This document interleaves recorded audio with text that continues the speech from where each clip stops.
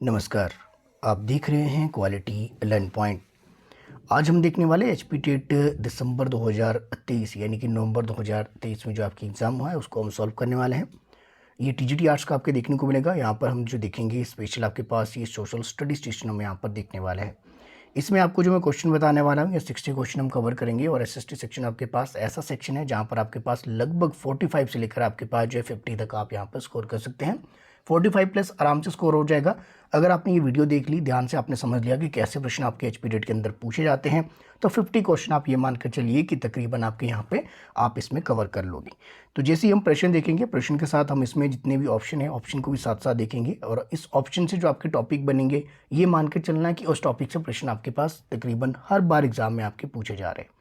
जो प्रश्न है, प्रश्न को जो है पढ़ने का एक तरीका मैं आपको बताऊंगा। एक आपके पास पैटर्न, एक जो है समझ लीजिए आपके पास कि एक ऐसा आपके पास स्ट्रेटेजी आपको मैं बताने वाला हूं जो कि क्वेश्चन आपके पास आने वाले जो एग्जाम में है वहां से आपके पास एक न्यू क्वेश्चन आपके बनकर देखने को मिलेगा। पहला प्रश्न, किस स्तर पर घोड़े के अवशेष मिले हैं? तो अगर आप देखिए तो आपके पास यहाँ पर राइट आंसर तो मैं साथ साथ आपको बताते चलूंगा कि राइट आंसर जो किसका क्या आपके पास है, लेकिन इसके साथ आपको मैं ये भी बताऊंगा कि आपके पास जो है क्या प्रश्न आपके पास और निकल कर आ सकते हैं। तो राइट आंसर जैसे कि आपने देखा ऑप्शन बी आपके बिल्कुल यहाँ पर सही है। तो यहाँ पर आपके पास जो है आराम से आप ये मानकर चलिए कि जितने भी क्वेश्चन है 60 क्वेश्चन है, हर 4 ऑप्शन को करेंगे तो लगभग आप यहाँ पर मानकर चलिए कि लगभग 240 क्वेश्चन आपके पास यहाँ पर निकल कर आ जाएंगे। तो 240 क्वेश्चन में से आराम से 10 से 15 क्वेश्चन मानकर चल सकते हैं कि यहाँ पे डायरेक्ट आपको एग्जाम में पूछे जा सकते हैं। तो यहाँ पर 240 क्वेश्चन आपके पास एक एग्जाम पैटर्न सेट कर देता है सीधे सीधे तौर पर कि जो आपके पास आने वाला एग्जाम है उसमें 10 से 15 क्वेश्चन यहाँ से डायरेक्ट आपके इसी क्लास से बन जाएंगे।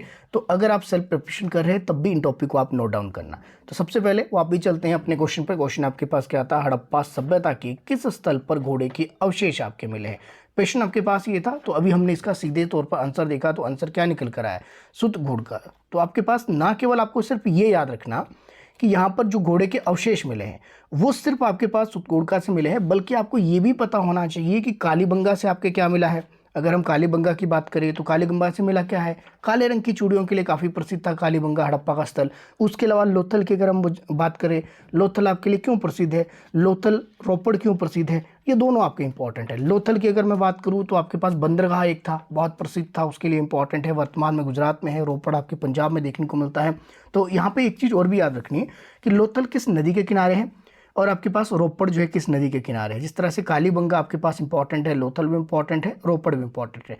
ना केवल ये चीज़ें याद रखनी बल्कि हड़प्पा से आपको ये भी याद रखना है कि यहाँ पर आपके पास जो है किसके लिए ये रोपड़ प्रसिद्ध है, लोथल किसके लिए प्रसिद्ध है। जैसे घोड़े के अवशेष मिले उसी तरह चावल के भी अवशेष मिले हैं। तो अगर आपसे प्रश्न पूछ लिया जाए कि चावल के जो अवशेष है वो आपके पास कहाँ से मिले हैं, चावल उगाने का जो श्रेय है आपके पास किसको जाता है, कौन सी इसमें फसल आपके देखने को मिलती है, पहली फसल कौन सी उगाई गई थी, ये सारे प्रश्न आपके पास एग्जाम में यहाँ से बन सकते हैं। तो ये प्रश्न हमने जो किया सिर्फ एक ही प्रश्न नहीं था, बल्कि यहाँ से हमने जो है बहुत सारे प्रश्न आपके निकल कर आपके सामने आ जाते हैं। साथ में ये भी देख लेना आपने जो हड़प्पा सभ्यता के उत्तर में कहाँ तक ये फैली थी सभ्यता, दक्षिण में कहाँ तक फैली थी, पश्चिम में कहाँ तक फैली थी और आपके पास पूर्व में कहाँ तक ये सभ्यता आपके इसका विस्तार देखने को मिलता है। तो यहाँ इसका विस्तार भी कई बार एग्जाम में आपके पूछ लिया जाता है। तो हड़प्पा सभ्यता के 4 ऑप्शन हमने यहाँ पर देख लिए हैं। अगले प्रश्न पर चलेंगे। अगला प्रश्न आपके पास है, प्राचीन भारत में जैन धर्म का प्रसार किसके काल में हुआ था? इन एशियंट इंडिया जब Jainism spread during the ruler of. तो यहाँ पर जैन धर्म की अगर हम बात करें, जैन धर्म का जो प्रसार है किसके काल में देखने को मिलता है? ऑप्शन आपके पास यहाँ पर दिए गए हैं। राइट आंसर मैं आपको बता के चलता हूँ सीधे तौर पर। राइट आंसर आपके पास जो यहाँ पर देखने को मिलेगा ये देखने को मिलेगा आपके पास ऑप्शन जो डी दिया है। लेकिन उसके अलावा बाकी के ऑप्शन आप देख लीजिए। चंद्रगुप्त विक्रमादित्य, ये एक विक्रमादित्य जो आपके वर्ड है ये एक उपाधि के तौर पर आपके लिया गया है। तो ये भी आपको पता होना चाहिए कि विक्रमादित्य जो है किसको कहा जाता है? चंद्रगुप्त द्वितीय को कहा जाता है। छोटी छोटी चीज़ें, हर्षवर्धन के बारे में आपको पता होना चाहिए, हर्षवर्धन क्यों प्रसिद्ध है, ये हर्षवर्धन के समय कौन से आपके पास कवि देखने को मिले। तो यहाँ पर चंद्रगुप्त मौर्य इसका सीधे तौर पर राइट आंसर आपके पास है, लेकिन बाकी के ऑप्शन भी हमें देखकर साथ साथ चलना है। तो प्राचीन भारत में अगर हम देखें जैन धर्म का जो प्रसार आपके किसके काल में देखने को मिला? चंद्रगुप्त मौर्य के शासनकाल में ये आपके देखने को मिला था। तो ये इंपॉर्टेंट फैक्ट आपको साथ साथ याद रखने हैं। इसके अलावा अगर आपके पास जैन धर्म का प्रसार पूछा है तो इसके समकालीन जितने भी आपके पास शासक रहे वो आपको पता होना चाहिए। चंद्रगुप्त मौर्य के समकालीन जितने थे वो आपको पता होना चाहिए, तब जाकर आपके पास यहाँ से प्रश्न का जो है अगला प्रश्न बनने की संभावना आपको नजर आती है। तो यहाँ पर आपके पास प्रश्न से प्रश्न निकल कर आ रहे हैं, तो इसका मतलब क्या हुआ कि आपकी तैयारी यहाँ पर लगभग ऑलमोस्ट हो जाएगी। चतुर्थ बौद्ध सभा का आयोजन कहाँ किया गया है? क्वेश्चन आपके पास है, where was the fourth Buddhist council held? आपकी बौद्ध संगति से तकरीबन हर बार प्रश्न आपके बना है। तो चौथी जो बौद्ध संगति है ये आपसे पूछा गया है। 4 बौद्ध संगतियाँ हुई थी। मोस्टली आप में से स्टूडेंट को क्या पता होगा कि 4 बौद्ध संगतियाँ हुई थी, लेकिन आपको ये भी पता होना चाहिए, अगर आप बहुत ज़्यादा डिटेल में पढ़ रहे हैं, बहुत ज़्यादा डेप्थ में पढ़ रहे हैं और आपकी प्रिपरेशन बहुत अच्छी चल रही है, तो आपको एक चीज़ और याद रखनी है कि आपके पास जो सारनाथ है क्यों प्रसिद्ध है? गया सारनाथ जैसे कि अशोक स्तंभ वाला, अशोक स्तंभ के लिए प्रसिद्ध है। उसी तरह गया की बात की जाए, क्या ये जो गया है, क्या ये गया आपके पास वही वाला गया है जो आपके पास बोध गया वाला है? सारनाथ का तो हो गया अशोक, फिर आपके पास गया पे आ जाइए, बोध गया आपके पास। ये क्या बोध गया क्यों प्रसिद्ध है? आप सभी को पता होगा क्यों प्रसिद्ध है बोध गया, पता होना चाहिए। इसके अलावा आपके पास ऑप्शन अगर आप थर्ड देखें, प्रयाग की अगर हम बात करें, तो प्रयाग में जो है कौन सी 2 नदियाँ आपके संगम होता है? क्यों आपके पास प्रयाग? क्या ये प्रयागराज वाला प्रयाग है? क्यों इंपॉर्टेंट है? कश्मीर की तो हम वैसे भी बात आपकी इसमें करने ही वाले हैं। कश्मीर में तो आपके पास ये जो है चौथी बौद्ध संगति आपके देखने को मिली, तो ये तो आपको वैसे ही पता होना है। जम्मू कश्मीर वर्तमान में एक यूटी के रूप में है, तो ये भी आपको पता होना चाहिए, तो इसके बारे में ज़्यादा बताने की आवश्यकता नहीं है। फिलहाल चौथी बौद्ध संगति की यहाँ पर बात की गई है, तो उसके लिए आपको एक मैं सिंपल सा बता दूँ। आपको 4 बौद्ध संगतियों के बारे में पता है, लेकिन एक्चुअल में हुई कितनी थी? 5 हुई थी। तो फिलहाल हम 4 की ही बात करेंगे। 5वीं बौद्ध संगति के बारे में आपको जानने की उतनी आवश्यकता नहीं है। 5th कौन सी हुई थी ये बहुत डिटेल में पढ़ेंगे आप, तब आपके लिए इंपॉर्टेंट है।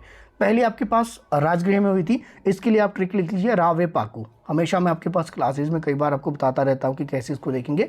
तो रा से आपके पास क्या बनेगा? रा से आपके पास जो है राजगृह बनेगा, तो इंपॉर्टेंट है। हमारे से कौन सी पूछी है? हमारे से 4th पूछी है, तो 4th आपके पास रावे पाकू, तो कू से बनेगी। तो पहले आपके पास सीधे लेकर चलते हैं रा से, रावे पाकू, ये आपने लाइन लिख लेनी है। रा से आपके पास पहले राजगृह लिख लीजिए। आपके पास बौद्ध संगति से हर बार एक बार प्रश्न बना है। जब आपके बौद्ध संगति से प्रश्न बनने की संभावना रहती है, तकरीबन 1-2 बार छोड़कर आपके बन जाता है, चाहे आपके पास मेडिकल के लिए बने, चाहे टीजीटी आर्ट्स के लिए बने, चाहे जीबीटी के लिए बने, किसी ना किसी के लिए बौद्ध संगति से प्रश्न बन जाता है, तो इसको आप छोड़कर नहीं जा सकते। पहली राजगृह, दूसरी वैशाली, तीसरी पाटलिपुत्र और आपके पास 4th कुंडलवन। कुंडलवन यानी कि आपके पास कश्मीर आपके पास है, तो याद रखना। रा से आपके पास राजगृह, वे से आपके पास वैशाली, तो ये आपने याद रखना। पा से पाटलिपुत्र और उसके बाद कुंडलवन। इसी तरह इनके शासक याद रखना। ए से आपके पास अजातशत्रु, के से कालाशोक, ए से अशोक और आपके पास के से कनिष्क के समय आपके पास ये चौथी बौद्ध संगति आपके कहाँ पर देखने को मिली? कनिष्क के समय ये बौद्ध संगति हुई थी आपके पास कुंडलवन कश्मीर में। तो इस तरह से अगर आप प्रश्न को लेकर चलेंगे तो फिर आपके पास जो है बहुत जो है इजीली आपके पास सारे टॉपिक कवर होते चले जाएंगे। अगला प्रश्न, दीन इलाही किसने शुरू की थी? दीन इलाही को शुरू करने वाला कौन था? और यहाँ से एक और प्रश्न भी बनता है दीन इलाही की। अगर हम सीधे तौर पर जो प्रश्न आपका बना, इसका आंसर अगर मैं सीधे तौर पर बताऊं तो सीधे अकबर हो जाएगा, लेकिन आपको ये भी पता होना चाहिए कि अकबर ने जो दीन इलाही जो आपके पास शुरू किया था, उसको अपनाने वाला पहला हिंदू राजा कौन था? तो क्वेश्चन को आपसे मैं पूछ रहा हूँ, यहाँ से आपकी क्यूरियोसिटी बढ़ जाएगी। क्वेश्चन पूछने का तरीका मेरा ऑप्शन से ही रहेगा, ताकि आपको जो है सोचने पर विचार किया जाए कि आपके पास कैसे यहाँ से और प्रश्न बन सकते हैं। औरंगजेब आपके था, औरंगजेब क्यों इंपॉर्टेंट था? सबसे ज़्यादा हिंदू मनसबदार थे। जहांगीर क्यों इंपॉर्टेंट है? जहांगीर का मकबरा ये आपसे पूछ ले जाए, कहाँ पर है इसका मकबरा? ऐसे प्रश्न। बाबर क्यों प्रसिद्ध है? बाबर को किसने आमंत्रित किया था? इसका मकबरा आपके पास कहाँ पर है? कहाँ से बाबर आया था? किसने इसको आमंत्रण भेजा था? कौन कौन से युद्ध इसके द्वारा लड़े गए? ये सारी चीज़ें यहाँ पर इनके जन्म वगैरह भी पूछ लिए जाते हैं। बाबर, जहांगीर, औरंगजेब वगैरह के जन्म भी आपने याद रखना। अगला प्रश्न देख लेंगे। प्रश्न आपके पास रहेगा, गदर पार्टी के संस्थापक कौन थे? इंपॉर्टेंट प्रश्न है। गदर पार्टी से बहुत बार प्रश्न आपके आते हैं, यहाँ पे बहुत से आपके पास निकल कर आ जाते हैं। कम से कम ये मानकर चलिए कि आपके पास जो है 30-40 क्वेश्चन आपके आराम से ऐसे टॉपिक निकल जाएंगे जो डायरेक्ट आपके पास एग्जाम के पॉइंट ऑफ व्यू से इंपॉर्टेंट है। गदर पार्टी के संस्थापक सीधे तौर पर पूछे गए तो यहाँ पर आपके पास सभी को पता होगा, गदर पार्टी की स्थापना किसके द्वारा की गई थी? लाला हरदयाल द्वारा। तो इसका मतलब क्या हुआ? अगर लाला हरदयाल यहाँ पे डायरेक्ट आंसर आपको लग गया है पता, तो आपको कैसे इसको और चीज़ें लेकर चलनी है। गदर पार्टी के संस्थापक हमने बात कर ली, लाला हरदयाल है, ठीक बात है। अब ये लाला हरदयाल जो थे, ये कहाँ पर इन्होंने इसकी जो है स्थापना की थी? गदर पार्टी की स्थापना कहाँ पर की थी और कब की थी? ये क्यूरियोसिटी आपकी बढ़नी चाहिए। गदर पार्टी की स्थापना लाला हरदयाल ने की, ठीक है, बहुत बढ़िया है, लेकिन आपको इतना भी पता होना चाहिए कि स्थापना की कहाँ थी? सैन फ्रांसिस्को में इनके द्वारा स्थापना की गई थी।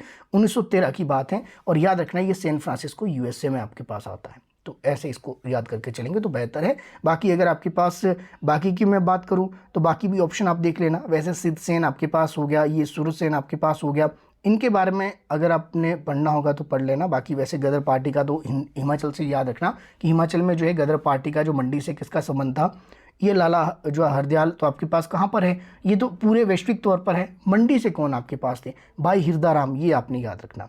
तो ये कई बार ऐसे प्रश्न भी हिमाचल से रिलेटेड बन सकते हैं। सिद्ध सेन कौन था, सूरसेन कौन था, आवश्यकता नहीं है जानने की, छोड़ देना। लेकिन बाबा कांशीराम को एक बार देख लेना। बाबा कांशीराम की अगर मैं बात करूं तो 1937 में इनको जो पहाड़ी गांधी की उपाधि दी गई थी पंडित जवाहरलाल नेहरू द्वारा, तो ये आपने एक फैक्ट याद रखना। ये पंडित जवाहरलाल नेहरू ने जो इनको उपाधि दी थी जो पहाड़ी गांधी की, ये कहाँ पर दी थी, तो ये भी कई बार पूछ लिया जाता है। तो पंजाब में एक जगह है, पंजाब के गदड़ीवाला। कहाँ पर दी गई थी, पंजाब के गदड़ीवाला। अगर लिखना हुआ तो लिख लेना। अगला प्रश्न आपके पास जो देखने को मिलेगा, इनको छोड़ देना सिद्ध सेन को, ठीक है। बाकी 4 ऑप्शन हमने देख लिए हैं। मुर्रा नस्ल किस जानवर से संबंधित है, मुर्रा नस्ल, इसका मतलब क्या हुआ, एक प्रश्न नस्ल से बनता है। कौन कौन सी नस्लें किस जानवर की हैं, वहाँ से प्रश्न आपके एग्जाम में देखा जाता है। तो नस्ल की अगर मैं बात करूँ तो मुर्रा नस्ल आपके देखने को मिलती है एनिमल्स की देखने को मिलती है। एनिमल्स में आपके पास किस एनिमल्स की है, तो बफेलो की है। तो यहाँ पर मुर्रा नस्ल के बारे में तो चलो आपको लग गया पता। बाकी काऊ के बारे में आपको पता होना चाहिए, काऊ की कौन कौन सी नस्लें हैं, शीप की कौन कौन सी नस्लें हैं, ये भी इंपॉर्टेंट है। तो यहाँ पर फिश आपके इंपॉर्टेंट है। फिश से भी कई बार आपकी पूछ ली जाती है कि कौन सी आपके पास ये किसकी नस्ल है, तो कौन सी आपके पास ब्रीड है। ब्रीड भी कह सकते हैं, नस्ल भी कह सकते हैं, जो आपने कहना कह लीजिए। लेकिन जानवरों के बारे में आपने बफेलो, तो सीधे तौर पर ये मुर्रा नस्ल बफेलो की है। एक तो यहाँ पर निकल गया। काऊ की देख लेना, काऊ की साहिवाल वगैरह जो आपके पास हैं। डॉग की देख लेना, लेब्रा डॉग वगैरह आपके पास होती हैं। शीप वगैरह की देख लेना कि शीप की कौन सी आपके पास देखने को मिलती हैं। तो एक प्रश्न सीधे तौर पर आपके पास जो निकल कर आता है वो नस्ल से आपके देखने को मिलता है। तो फिलहाल इसका आंसर आपके पास बफेलो देखने को मिलेगा। इसके अलावा शीप आपके इंपॉर्टेंट है। लास्ट टाइम शीप के बारे में पूछा गया था, तो उस करके उसको एक बार जरूर गो थ्रू आप कर लेना। तो अगले प्रश्न पर चलेंगे। प्रश्न आपके पास आगे रहेगा। बिल्कुल आसान से प्रश्न आपके पूछे गए थे। प्रश्न आपके पास है, which gas leak in Bhopal tragedy, Bhopal gas त्रासदी में कौन सी गैस आपके रिसाव हुआ था। तो ये प्रश्न आपके पास बहुत बार एग्जाम में पूछा जाता है, रिपीटेड क्वेश्चन है। तो इसके बारे में आपको पता होना चाहिए कि भोपाल गैस त्रासदी एक्चुअल में हुई कब थी। तो इसमें गैस आपकी थी मिथाइन आइसोनाइड। तो सीधे तौर पर आंसर आपके पास सी देखने को मिला था। हुई कब थी ये भी आपको पता होना चाहिए। Who preside over the joint session of the parliament in India, तो यानी कि भारत के संयुक्त अधिवेशन की अध्यक्षता कौन करता है। ऑप्शन आप देख लीजिए। ऑप्शन में आपके पास जो सही ऑप्शन है, तो यहाँ पर आपके पास कौन सा देखने को मिलेगा, याद रखना। अब पूछा क्या गया है, ज्वाइंट सेशन। ज्वाइंट सेशन का मतलब क्या है, संयुक्त अधिवेशन, जो कि आपके पास आर्टिकल 108 में होता है। और इसको कौन बुलाता है, जो प्रेसिडेंट है वो उसको आह्वान पर इसको बुलाया जाता है। और इसके अलावा इसकी अध्यक्षता जो करेगा, अध्यक्षता हमेशा स्पीकर ऑफ लोकसभा आपके देखने को मिलेगा। यानी कि हम कह सकते हैं कि ज्वाइंट सेशन बेशक आपके प्रेसिडेंट बुलाएगा, लेकिन अध्यक्ष हमेशा कौन होगा, ये आपके पास लोकसभा का स्पीकर ही इसकी अध्यक्षता करेगा। आर्टिकल 108 के अंतर्गत हम देखते हैं ज्वाइंट सेशन को, और ये बहुत इंपॉर्टेंट है। ज्वाइंट सेशन का मतलब है जब लोकसभा राज्यसभा दोनों आपके पास इकट्ठी आपकी बैठती हैं, और उनको बुलाने का काम कौन करता है, ये प्रेसिडेंट आपके करता है। इस तरह से बाकी के ऑप्शन आप देख लीजिए। प्रेसिडेंट ऑफ इंडिया के बारे में अगर ऑप्शन है, तो प्रेसिडेंट ऑफ इंडिया के बारे में आप क्या क्या पढ़ सकते हैं कि आर्टिकल 61 किससे संबंधित है, जैसे महाभियोग से संबंधित है। इसके अलावा जो है राष्ट्रपति के पास क्षमादान की शक्तियाँ कौन कौन सी होती हैं, इसके बारे में आपने देख लेना। राष्ट्रपति की योग्यताएं कौन कौन सी होती हैं, कैसे राष्ट्रपति बनने की जो मिनिमम योग्यता आपके पास होगी, ये आपके इंपॉर्टेंट है। प्रेसिडेंट ऑफ इंडिया से जितने क्वेश्चन बनने की संभावना है, वो बेसिक चीज़ें आप यहाँ पर कवर करके चलिएगा। इसके अलावा प्रेसिडेंट की हमने बात कर ली, तो उसी तरह आपके पास इंपॉर्टेंट हो जाते हैं वाइस प्रेसिडेंट में। तो वाइस प्रेसिडेंट पर आ जाइए। ऑप्शन जो बी आपके पास है, vice president of India. Vice president of India की अगर हम बात करें, तो वाइस प्रेसिडेंट ऑफ इंडिया आपके पास क्यों इंपॉर्टेंट है, इसलिए इंपॉर्टेंट है अगर कभी प्रेसिडेंट का पद आपके खाली हो जाता है, तो वाइस प्रेसिडेंट ऑफ इंडिया वो क्या करेगा, वो उसको आपके पास लीड करेगा। तो इंपॉर्टेंट ये आपने याद रखना। साथ में आपने ये भी याद रखना है कि इसकी योग्यताएं क्या होती है। सेम वही योग्यता है जो आपके पास प्रेसिडेंट ऑफ इंडिया की है, वही योग्यता है आपके पास वाइस प्रेसिडेंट ऑफ इंडिया की भी आपके देखने को मिलती है। साथ में ये भी याद रखना, ये आपके पास राज्यसभा का पदेन सभापति होता है। तो ये भी याद रखना, कभी राष्ट्रपति का पद खाली हो जाए तो राष्ट्रपति के पद पर आपके पास काम करता है। तो ये भी आपको ये बहुत चीज़ें इंपॉर्टेंट है, याद रखना। राज्यसभा के पदेन सभापति के रूप में जो कौन काम करेगा, तो वाइस प्रेसिडेंट ऑफ इंडिया आपके पास राज्यसभा के सभापति के रूप में आपके पास काम करेगा। तो इंपॉर्टेंट फैक्ट आपके पास ये देखने को मिलेगा।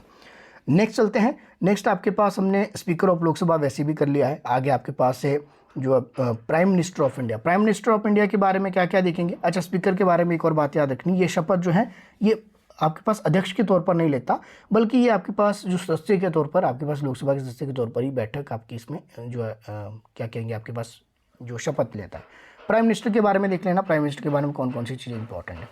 अगला प्रश्न, भारत का अंतिम गवर्नर जनरल, भारत का अंतिम गवर्नर जनरल आपके पास कौन देखने को मिलता है। यहाँ पर प्रश्न ध्यान से देखना, प्रश्न आपके जो है कैसे पूछा गया है।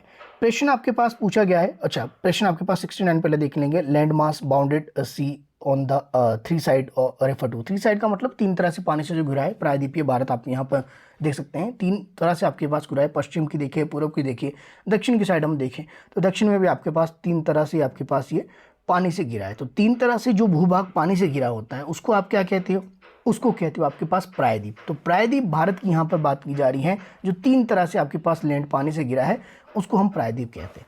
उसी तरह आपको और चीज़ें याद रखनी, जैसे कोस्ट क्या होता है, तट क्या होता है। तट होता है जितने भी आपके पास समुद्र के साइड के जितने भी आपके पास क्षेत्र है उनको आपके पास क्या कहा जाता है, उनको आपके पास कहा जाता है कोस्ट। कोस्टल एरिया आपके पास समुद्री जितने क्षेत्र हैं उसके आसपास के क्षेत्रों को आपके पास कोस्टल साइड आपके पास कहा जाता है, तटीय क्षेत्र उनको कहा जाता है। इसके अलावा आपने ये भी याद रखना कि जो आपके पास स्थल डमरू आपके पास क्या होता है, स्थल डमरू मध्य आपके पास जो इस्तमस आपके पास ऑप्शन भी है। तो आप सभी को पता है, एक आपके पास जल डमरू होता है, दूसरा आपके स्थल डमरू होता है। जल डमरू जो दो भाग जल के बीच से वाला जो जल आपके पास ज्वाइंट करता है, दूसरा आपके पास जो है जो दो स्थलों को जोड़ता है वो आपके पास स्थल डमरू आपके पास कहलाता है। द्वीप की हम बात करें, द्वीप आपको छोटे छोटे द्वीप आपके पास हैं, उनको आपको पता होगा, छोटे छोटे टापू जो होते हैं वो द्वीप आपके कहलाते हैं। भारत छोड़ो आंदोलन कब आपके शुरू हुआ था, ऑप्शन अगर आप देखें तो यहाँ पर आपके पास सीधे तौर पर, ये तो निस्संदेह किसी को नहीं बताने की आवश्यकता है, भारत छोड़ो आंदोलन यानी कि आपके पास कोई इंडिया मूवमेंट आपके पास 1942 में आपके पास देखने को मिला।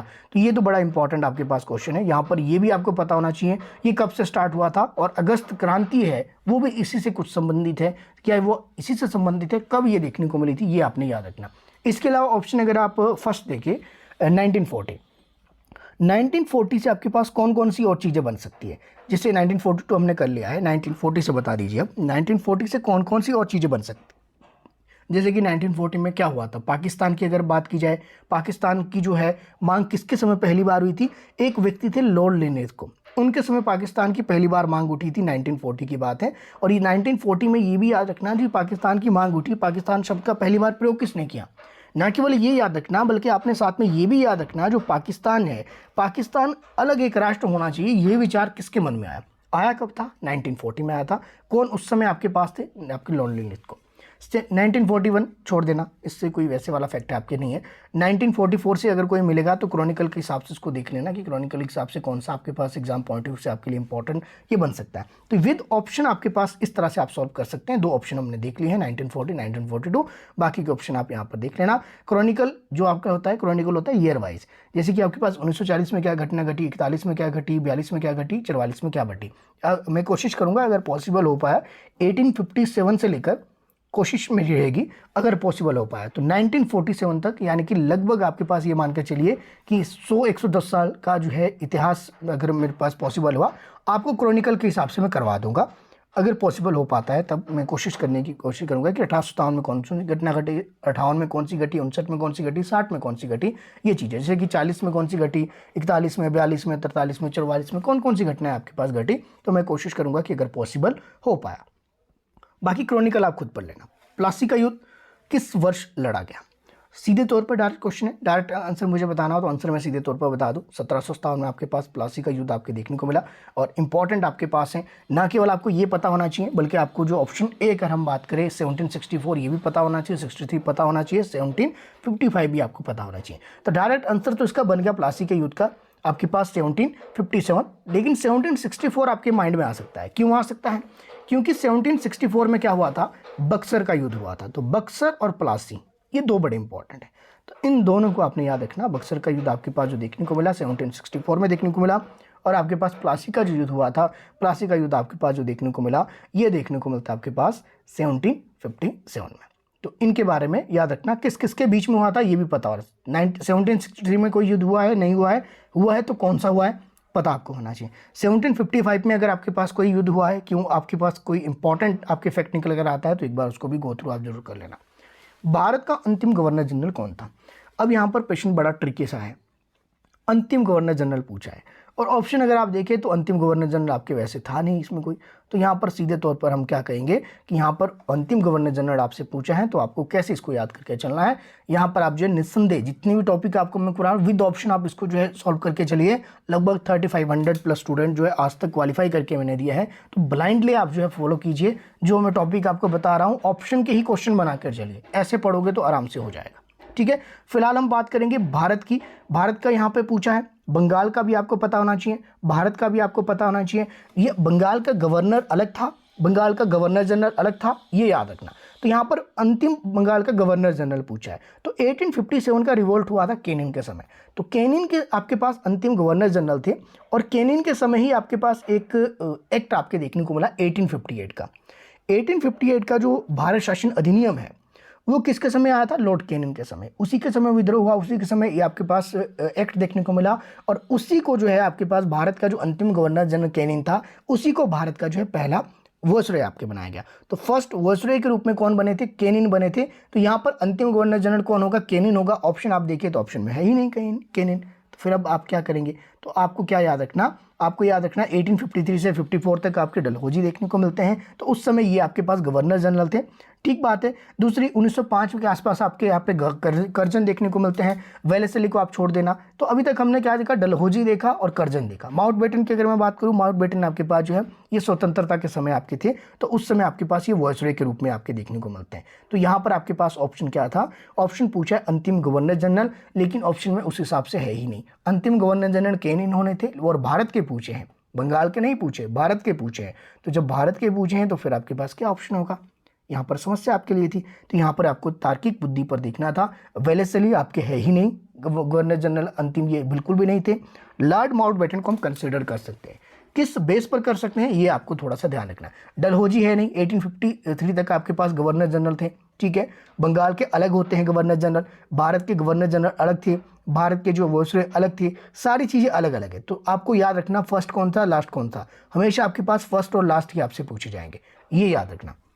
बंगाल के पहले कौन थे, बंगाल के अंतिम कौन थे, भारत के पहले गवर्नर जनरल कौन थे, भारत के अंतिम गवर्नर जनरल कौन थे, भारत के पहले वायसरॉय कौन थे, भारत के अंतिम वायसरॉय आपके कौन थे। यहाँ से एक क्वेश्चन निस्संदेह आपके हर बार एग्जाम में पूछा जाता है, तो ये क्वेश्चन आपके दिमाग में आने चाहिए, ये आपको माइंड में स्ट्राइक आपके क्वेश्चन करने चाहिए। तो ये आपको छोटी छोटी चीज़ें याद रखनी है। फिलहाल हम चलेंगे आपके पास भारत के अंतिम गवर्नर जनरल को किसको कंसीडर आपके यहाँ पे करेंगे? लॉर्ड माउंटबेटन को आपके करेंगे, क्योंकि आपके पास 1947 तक आपके पास ये जो है 1947 में जैसे ही भारत आज़ाद हुआ उसके बाद ये वायसरॉय से इनका पदनाम बदलकर भारत के गवर्नर जनरल के रूप में किया गया। तो यहाँ पर फिलहाल हमारे पास माउंटबेटन है, तो उस करके हम इसको माउंटबेटन को ही कंसीडर करेंगे।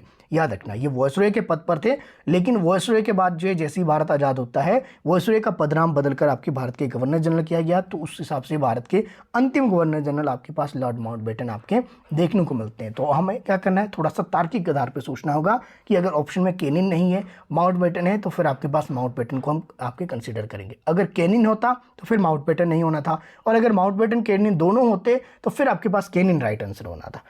आर्य समाज के संस्थापक कौन थे? अगले प्रश्न पर आ जाइए।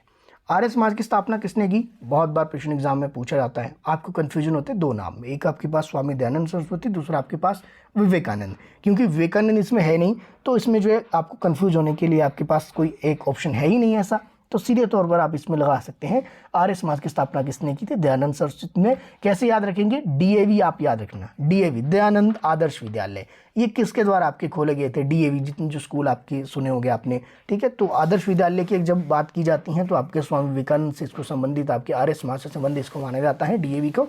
तो इस तरह से इसको अगर आप रिलेट कर लेना। राजा राम मोहन राय के बारे में बात करेंगे। अगर राजा राम मोहन राय देखिए, स्वामी विवेकानंद और राजा राम मोहन राय में एक कॉमन चीज़ थी, सामाजिक सुधार सारे दोनों देखने को मिलते हैं। तो यहाँ पर आपके पास राजा राम मोहन राय ने क्या सामाजिक सुधार किया, क्यों ये इम्पोर्टेंट है? आपने सुना होगा आपके पास जो एक इनके द्वारा आपके पास लाया गया था, कोई एक सामाजिक सुधार किया गया था। अगर आपसे प्रश्न में पूछता हूं तो क्या आपको पता है राजा राम मोहन राय ने आपके पास किस एक कुरीति को खत्म किया था, और उस समय आपके पास कौन गवर्नर? विलियम बेंटिक थे। अब मैंने क्लू दे दिया है, विलियम बेंटिक का इन्होंने सहयोग किया था। उसी तरह ईश्वर चंद्र विद्यासागर भी आपके समाज सुधारकों में से एक थे। महात्मा गांधी ने तो बहुत सारी चीज़ें की, इनको पढ़ने का इतना समय नहीं है। आगे चलेंगे आपके पास विटिकल्चर। विटिकल्चर एक क्वेश्चन यहाँ से बन जाता है। बीच में ये वाला टॉपिक स्किप हुआ था एचपीडेट के अंदर, लेकिन अब फिर से वापस इस क्वेश्चन को पूछा गया है, तो हो सकता है कि इसके पूछने का तरीका आपके बदल दिया जाए। विटिकल्चर आपके पास किससे संबंधित है, तो सभी को पता होगा विटिकल्चर। इसी तरह आपके पास पीसी कल्चर इंपॉर्टेंट है, सेरीकल्चर आपके पास इंपॉर्टेंट है। ये सारी चीज़ें आपको ध्यान में रखनी है। तो यहाँ पे आपके पास हमेशा यहाँ से 2 3 4 याद रख लेना, एक पीसी याद रख लेना, दूसरा आपके पास मेरी याद रख लेना, सेरी याद रख लेना, वीटी आपके याद रख लेना। यहाँ से ये 2 से 5 अगर आपने कर दिए, 5 7 आपने ये याद कर लिए, तो यहाँ से तकरीबन आपका आ जाता है प्रश्न। ये कल्चर जब भी शब्द लगेगा ये व्यापार के लिए लगेगा, याद रखना। तो यहाँ पर अगर विटिकल्चर है यानी कि आपके पास अंगूरों की खेती है तो व्यापारिक तौर पर। पीसी कल्चर ये आपके पास मत्स्य पालन से देखने को मिलता है। ये छोटी छोटी चीज़ें आपको पता होनी चाहिए। तो सेरीकल्चर किससे होगा, अगर आपसे सेरी पूछा जाए, मेरी पूछा जाए, क्योंकि सेरी, मेरी, वीटी, पीसी ये आपके बड़े इंपॉर्टेंट है, ठीक है। तो विटिकल्चर याद रखना, पीसी कल्चर याद रखना, मेरी कल्चर याद रखना, सेरी कल्चर आपके याद रखना। साथ में आपको ये भी पता होना चाहिए फल सब्जियों से कौन सा है, रेशम के कीटों से कौन सा आपके देखने को मिलता है, मत्स्य से कौन सा है, फूल सब्जियों के लिए कौन सा कल्चर है, अगर व्यापारिक तौर पर इनका उत्पादन आपके किया जा रहा है। एक टॉपिक यहाँ से बनता है। नवीकरणीय संसाधन, रिन्यूएबल रिसोर्सेज। तो नवीकरणीय तो आपके पास सभी को होता है। रिन्यूएबल में आपके सोलर भी आएगा, विंड भी आएगा, हाइड्रो इलेक्ट्रिक एनर्जी, ये सारे आपके पास देखने को मिलेंगे।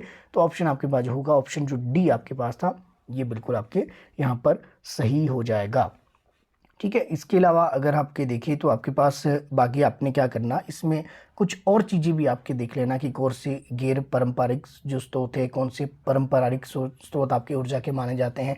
ऐसे भी कई बार प्रश्न आपके पूछ ले जाते हैं। तो ये भी आपके पास एक महत्वपूर्ण टॉपिक है। तो इसमें यही वाले क्वेश्चन आपके बनते हैं और कुछ नहीं आपके बनता है, ठीक है। अगले प्रश्न पे चलेंगे। वे कौन से 3 कारक है जिसने जनसंख्या में परिवर्तन होता है। तो जनसंख्या में परिवर्तन या तो किसी के जन्म से हो सकता है, जन्म होगा तो ये मानकर चलिए कि किसी का जो जन्म होने से जनसंख्या बढ़ेगी, तो यानी कि पॉजिटिव इफेक्ट पड़ेगा।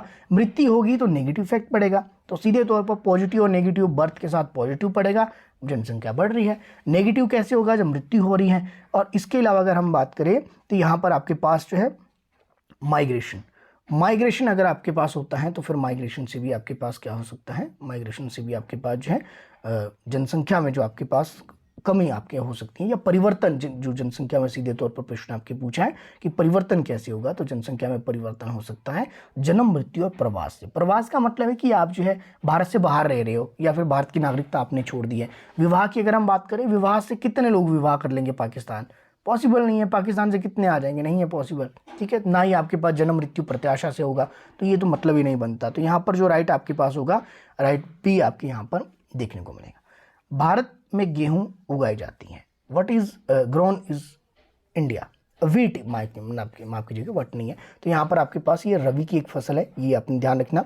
साथ में आपको ये भी पता होना चाहिए कि आपके पास खरीफ की कौन कौन सी फसलें हैं। साथ में ये भी पता होना चाहिए कि आपके पास जायद की कौन कौन सी फसलें हैं। तो खरीफ, रबी और आपके पास जायद, इनसे प्रश्न आपके बनते हैं। यहाँ पर प्रश्न पूछने का तरीका थोड़ा सा अलग है।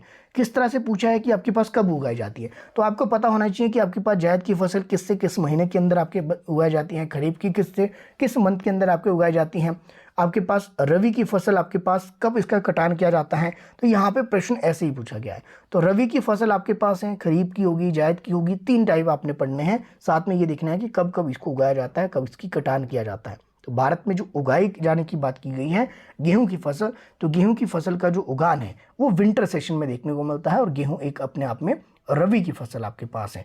तो रवि की फसल में आपके पास गेहूं, जो चना, मटर, ये सारे आपके पास, मटर जो है कहाँ पे आ जाएंगे, ये आपके पास विंटर सेशन के अंदर उगाई जाने वाली सारी फसलें हैं। तो आपके पास रवि की फसल के तौर पर आपके ये देखने को मिलते हैं। अगला आपके पास यहाँ पर जो प्रश्न पूछने की संभावना रहती है वो ये रहती है कि इनका कटान कब किया जाता है। अभी उगाने से पूछा है, हो सकता है कटान पूछ लिया जाए।